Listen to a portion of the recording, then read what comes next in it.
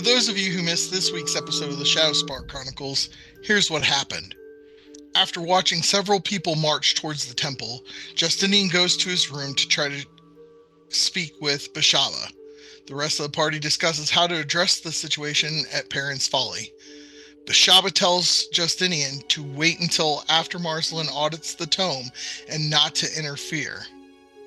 Quentin calls on Truesilver and she warns him of Bashaba's nature as a trickster goddess.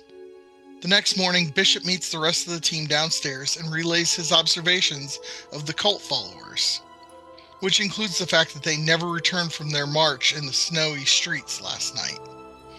When an Axemander inquires with the guard about this, he receives a curt response indicating he will get no revelation from them.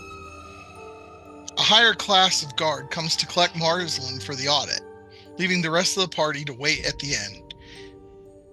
He states that the book that Serris uses in his services is not one of the Shadowspark Chronicles, and the party decides to head back to the Imperial ship.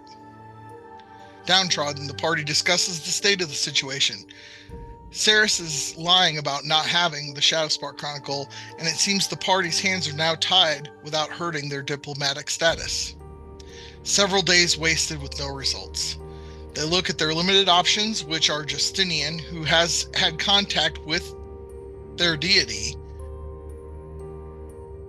They are resolved in their determination to see this venture through. They decide to leverage Justinian's new relationship with Bashaba to convince Serris to relinquish the book. Bishop, fed up with the whole situation, decides to stay on the boat, leaving the rest of the party to go to the temple where High Priest Serris resides. Please join us every Monday at 7 p.m. Eastern Standard Time as we continue the ongoing adventures of the Shadowspark Chronicles, and as always, we'll see you in the dungeon.